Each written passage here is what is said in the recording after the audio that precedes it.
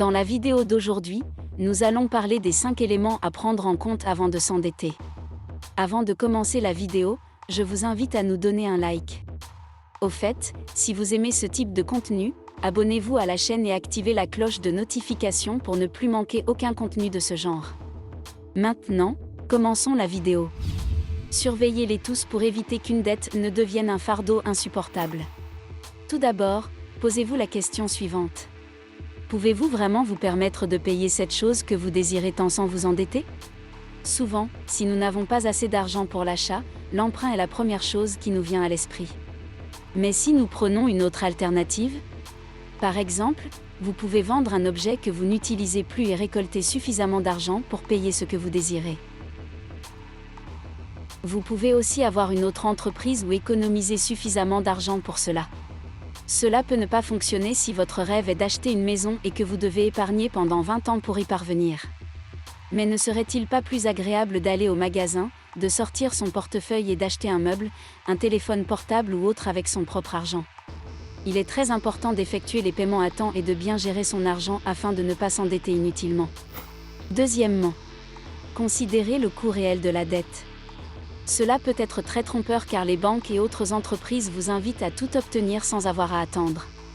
Et comme vous estimez que vous ne gagnez pas assez pour pouvoir épargner, vous finissez par accepter l'invitation et prendre une carte de crédit. Maintenant, vous êtes obligé de payer tant d'argent chaque mois. Si, par exemple, vous achetez un canapé qui coûte $500 et que vous payez $50 par mois pendant un an, vous finissez par payer non pas 500 mais $600. Le coût réel du prêt n'est pas toujours aussi attractif que les banques et les visages souriants des personnes dans les publicités le font croire. En plus des intérêts, vous devez généralement supporter le coût de l'assurance et les frais de gestion de la carte. Ainsi, avant de prendre cette décision, outre la vérification du taux d'intérêt annuel effectif que la banque vous facture, vous devez vous renseigner sur tous les autres coûts liés à l'octroi du prêt, le cas échéant. Si vous aimez la vidéo, merci de nous aimer et de nous laisser un commentaire sur le sujet. N'oubliez pas que nous serons heureux de vous lire. Troisièmement, demandez-vous si l'intérêt peut croître. De nombreuses personnes ont perdu leurs biens en commettant cette erreur. Elles calculent que leurs revenus leur permettent de payer, disons $200 par mois, elles contractent une dette et paient exactement ce montant mensuel.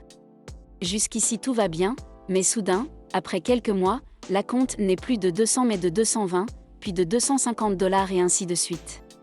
De nombreuses dettes ont un taux d'intérêt flottant, c'est-à-dire que les intérêts sont calculés sur la base d'un taux de référence qui peut changer au fil du temps. Si le taux de référence augmente et que votre dette a un taux d'intérêt variable, vos paiements augmentent également. Ce phénomène est particulièrement évident dans les prêts hypothécaires contractés sur plusieurs années. Lorsque le paiement mensuel de la dette augmente et que vous n'avez nulle part où puiser l'argent, vous êtes en difficulté, alors ne vous endettez jamais, jamais au maximum. Quatrièmement, pensez à ce qui se passera si vous ne pouvez pas payer à temps. Les banques se protègent si vous contractez une hypothèque et ne pouvez pas payer, elles vendront votre maison. Si vous achetez une voiture avec des versements échelonnés et que vous ne pouvez pas les payer, ils prendront votre voiture.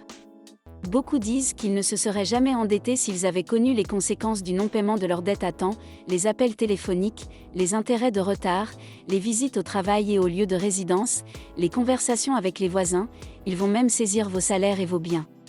Avant de contracter une dette, lisez donc attentivement les conditions et ce qui se passe si vous n'êtes pas en mesure d'effectuer les paiements dans le délai imparti. Cinquièmement, demandez-vous si vous avez des objets de valeur que vous pouvez vendre au cas où vous ne pourriez pas payer. La vie est imprévisible, les gens tombent malades, perdent leur emploi, il est bon d'avoir un plan B. Il y a une grande différence entre une personne qui contracte un prêt et celle qui a la capacité de le rembourser intégralement.